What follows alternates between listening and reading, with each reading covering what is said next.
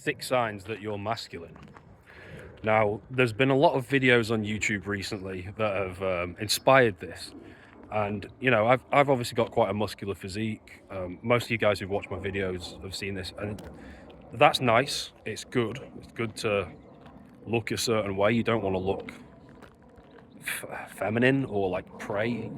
I don't think that's good. But it's not just about the way you look. A lot of it's your behavior. Consistency is the hallmark of masculinity, and that's a behavioral thing. It's not really the way you look. So you need kind of both sides of the equation. And, you know, I think most guys would like to be more masculine, so hopefully this video will inspire a few of you guys. Voice deepening is the first one. And this is a real thing, and a lot of it's to do with DHT levels, and it can absolutely happen post-puberty. Most of this is going to happen during puberty, but it can definitely happen later on in life, just like number 2, which is the facial hair thickening out, looking darker. I don't think it really actually gets darker. I think it just gets denser. DHT is one of the biggest hormones behind facial hair growth. DHT is dihydrotestosterone, in case you didn't know, and it's one of the biggest hormones that testosterone converts into, outside of estradiol. And the more of this you have, the better your facial hair tends to be, especially if you're otherwise healthy. And yeah, facial hair is obviously a huge sign of masculinity. But one of the biggest differences between men and women is that, you know, it's kind of like lions and lionesses, that you can immediately tell the males because they have these long manes, especially the ones with darker manes, whereas the females don't have these. It's a huge, what do you call it? A hugely dimorphic trait, you know, that separates the males from the females. And DHT is responsible for both the voice and the facial hair. Now, here's a few behavioral ones, and they all come down to consistency.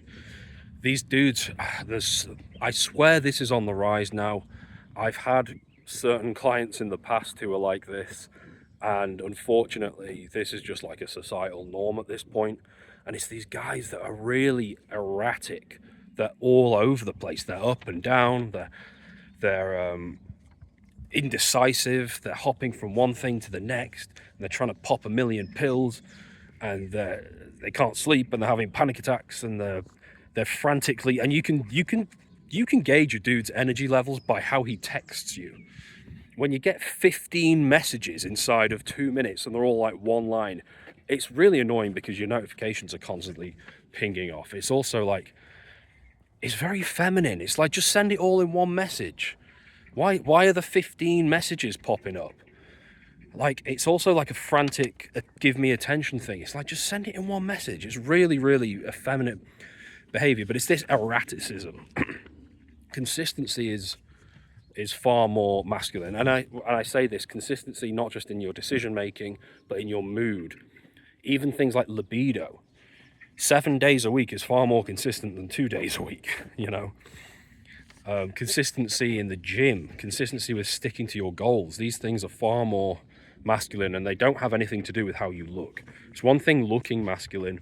It's another thing behaving masculine, which is, they're both important. I don't want to say either one is more important than the other. So the third one, to clarify, is a consistently high libido. Not just a one-off because you slept well, but it's consistently high. The fourth one, I've got my notes, that's how you know it's a serious video. Fourth one is consistent energy and mood. You know, if you're having these mood swings, not only is it effeminate, but it's also a sign that your hormones are potentially off. It could be testosterone. Quite often it's stress hormones. Your cortisol's up and down, like way too much, or your blood sugar is up and down quite often. Sometimes it's estradiol. If these things are swinging up and down all over the place, that's usually the cause of the mood swings. This is why teenagers tend to be moodier. But if you're not a teenager, there's a problem there, isn't there?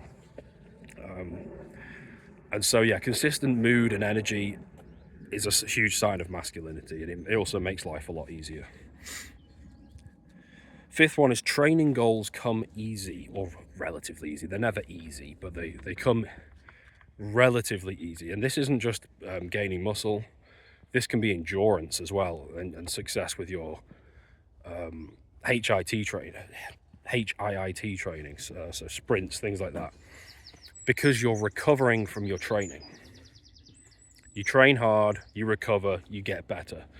And, you know, there's a reason men are so much faster, stronger, and more powerful than women at just about anything physical. And it's because they have higher testosterone levels. They recover faster, they're just built differently. And the faster you do all these things, the more masculine you tend to be.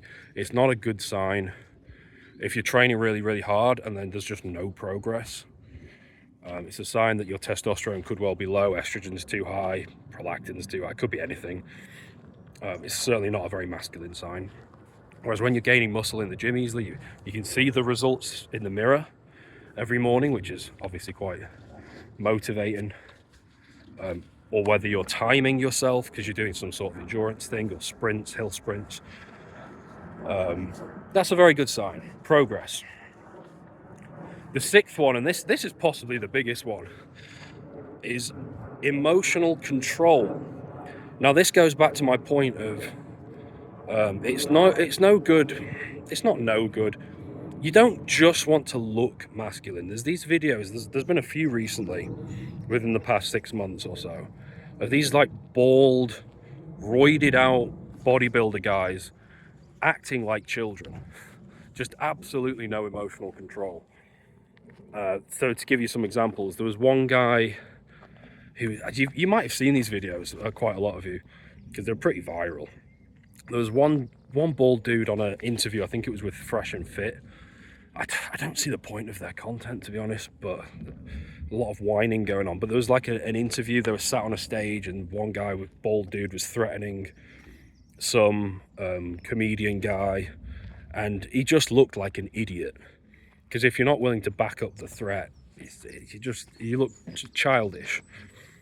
And that is an example of what not to do. It's how to look extremely masculine but behave extremely feminine, and everyone calls you out in the comments on it, rightly so.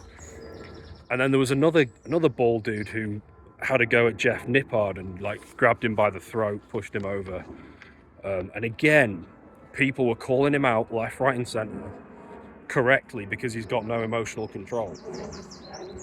Not only will you potentially end up in prison for stuff like that, but and lose all your clients and have absolutely no business in the future because everyone hates you. But it's also very effeminate behavior. It screams also, guys, this is really important. Anyone with an ounce of social intelligence can take one look at that person and think, you've been trying to compensate for not being genuinely masculine your entire life. You can tell by someone's eye area, you can tell by someone's demeanor, you can tell by their behavior. It screams you've been bodybuilding and juicing and making yourself as bald as possible for your entire life, trying to compensate for a lack of genuine inner strength, you know. And that lack of emotional control shows that person isn't really in control. And loads of people in the comment section are right, and they're saying it's roid rage, stuff like that. What roid rage really is it's hormones are all over the place. The testosterone one day is 5,000, then it's 3,400, then it's 6,000, then it's, you know, because they had slightly more of their Tren or their Anavar pills or whatever. Then it's back down to 2,400 before their next injection. The hormones are swinging all over the place, and the cortisol and stuff like that as well. So why don't we all just stay natural and build the physique as and the facial hair and everything else as well as humanly possible, but without all the hormonal swings? You're in a far better position mentally, emotionally, I can't say it on YouTube, in the bedroom at a consistently high 800, 850, 900, 1,000 than you are at 5,000 up and down at the unnatural levels, all over the place because your body's panicking. It's like, this isn't right, this isn't natural. I think the goal is to get back to, you know, caveman levels of testosterone instead of injecting loads of toxic oils into your body and just overdoing the hell out of it. So yeah, those are the 6 signs that you're doing something right, so you do have emotional control, just to be clear.